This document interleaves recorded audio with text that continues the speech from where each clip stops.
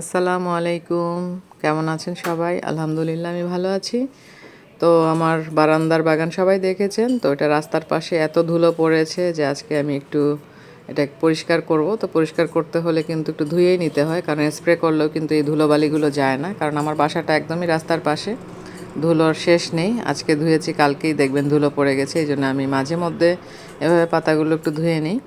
তো সবার কাছে অনুরোধ থাকবে আমার ভিডিওটি অবশ্যই আপনারা না টেনে দেখবেন। আর আমার পেজে যারা এখনও ফলো দেননি সবাইকে অনুরোধ করছি ফলো দিয়ে পাশে থাকার চেষ্টা করবেন। আর এই যে দেখুন, বারান্দার বাগানের গাছগুলো কিন্তু এভাবে একটু পরিষ্কার করতে হয়, সবাই জানেন যাদের এরকম ছোট বারান্দায় কিছু গাছ আছে বা ছাদে গাছ আছে। তো যাই হোক, আমি এরকম ইনডোর প্লান্টগুলোকে কিছুদিন ভিতরে রাখি রুমের, আবার কিছুদিন কি করি বাইরে দিয়ে দিই রোদের জন্য। তো এখানে দেখুন একটু গাছ সাজিয়ে একটা বোতলে রেখে দিলাম। এটা কিন্তু ফুলদানি না, ফেলে দেওয়া একটা বোতল, এটার মধ্যে আমি রাখলাম। আর যে মানি প্ল্যান্ট গাছগুলো এগুলো ভিতরেই থাকে ইনডোরে, দেখুন কত সুন্দর লাগছে। তো একটু যত্ন করলেই কিন্তু গাছপালাগুলো আসলে ভালোই থাকে। তো আমার বাগানের যত্ন আপনারা দেখেছেন, আমি কিছুদিন পরপরই কিন্তু আপনাদের এই ভিডিওগুলো দেখাই।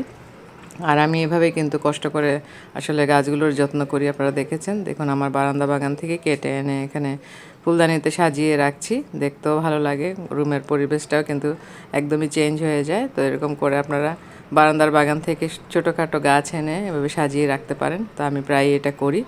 তো যাই হোক, আজকে আমি এই যে গাছগুলোকে সাজিয়ে রাখলাম, এমনকি এটার মধ্যে পানি ছিল আগের, ওই পানিগুলো চেঞ্জ করে দিলাম, কারণ দু একদিন পর পর কিন্তু পানি পাল্টে দিলে গাছগুলো কিন্তু ভালো হয়। আর মধ্যে মধ্যে রৌদ্র লাগাতে হয়। আর এটা দেখতে পাচ্ছেন স্ন্যাক প্লান্ট, এটা আপনারা সবাই চিনেন, অনেক আগের গাছ আমার, এটা রুমের ভেতরেই রাখা।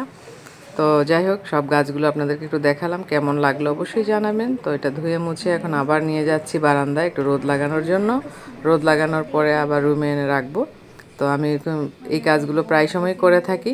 আর আমার বারান্দার বাগানটা আপনাদের কাছে কেমন লাগে অবশ্যই কিন্তু আপনারা কমেন্ট করে জানাবেন। আমার গাছগুলো আলহামদুলিল্লাহ ভালো আছে। এদিকে দেখুন গোলাপ ফুলও ফুটেছে, কত সুন্দর, একটা দুটা করে ফুল ফুটতেই থাকে, এতে করে আমিও খুশি হই আর আমার অনেক ভালো লাগে। মন খারাপ হলে বারান্দায় গিয়ে বসলে এই গাছগুলো দেখলে কিন্তু ভালোই লাগে। তো এদিকে রান্নাবান্নাও শেষ, যে আজকে মুরগি দিয়ে আলু দিয়ে ঝোল করেছি। তো আমাদের এখন খাওয়া দাওয়া শুরু হবে। তো আমি বিদায় নিয়ে নিব। আর আবার বারান্দায় গেলাম, এই যে একটা কয়েন প্লান্টের গাছ এনেছিলাম, আগেও লাগিয়েছি, তো এটা পেয়ে আনলাম। তো ভাবলাম লাগিয়ে দিই, এটার কিন্তু শিকড়টা লাগিয়ে দিলেই হয়। এই যে দেখুন লাগিয়ে দিয়েছি, আস্তে আস্তে কিন্তু গাছ বের হচ্ছে।